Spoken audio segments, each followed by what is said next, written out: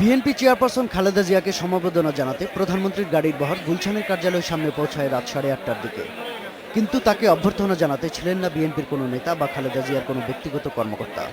এমনকি ভেতর দিক থেকে বন্ধ রাখা হয় গেট। শেষ পর্যন্ত গেট থেকেই ফিরে যেতে হয় প্রধানমন্ত্রীকে। গুলশান কার্যালয়ের সামনের ঘটনায় হতাশা জানিয়েছেন নাগরিক সমাজের প্রতিনিধিরা।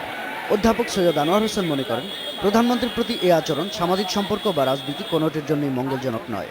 সেখানে তার জ্যেষ্ঠ নেতৃবৃন্দ তো ছিলেন, তারা বেরিয়ে এসে প্রধানমন্ত্রীকে গ্রহণ করা উচিত ছিল, বসিয়ে কথা বলা উচিত ছিল, কিন্তু দরজাই খোলেনি, বদ্ধ দ্বার। এটি কিন্তু চরম অসৌজন্যমূলক হয়েছে বলে আমি মনে করি। জ্যেষ্ঠ আইনজীবী রফিকুল হক মনে করেন, আলোচনার একটি সুযোগ হাতছাড়া হয়েছে শনিবার। গতকাল যে সুযোগ গিয়েছে এই সুযোগটা খুব হেলায় ছেড়ে দিল এবং খুব অন্যায় হয়েছে, খুব অন্যায় করেছে বিএনপি। কার বুদ্ধিতে এটা করলে আমি জানি না।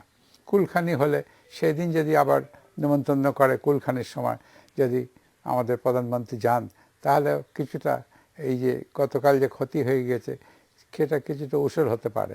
তবে তত্ত্বাবধায়ক সরকারের সাবেক উপদেষ্টা আকবর আলী খান বলেছেন, দুই নেত্রীর দেখা হলে রাজনীতির কি লাভ ক্ষতি হতো তা পরিষ্কার নয়। এদের যে মতবিরোধ, এটা 3 দশকের মতবিরোধ। এর জন্য প্রস্তুতির প্রয়োজন, এর জন্য দীর্ঘ আলাপ আলোচনার প্রয়োজন হবে।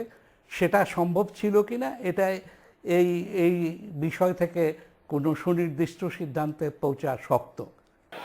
নাগরিক সমাজের প্রতিনিধিরা মনে করেন, রাজনীতিবিদদের উচিত দেশ ও সমাজের স্বার্থেই অসুস্থ সংস্কৃতি চর্চার পথ পরিহার করা। শাহাদাত স্বপন, ইন্ডিপেন্ডেন্ট নিউজ, ঢাকা।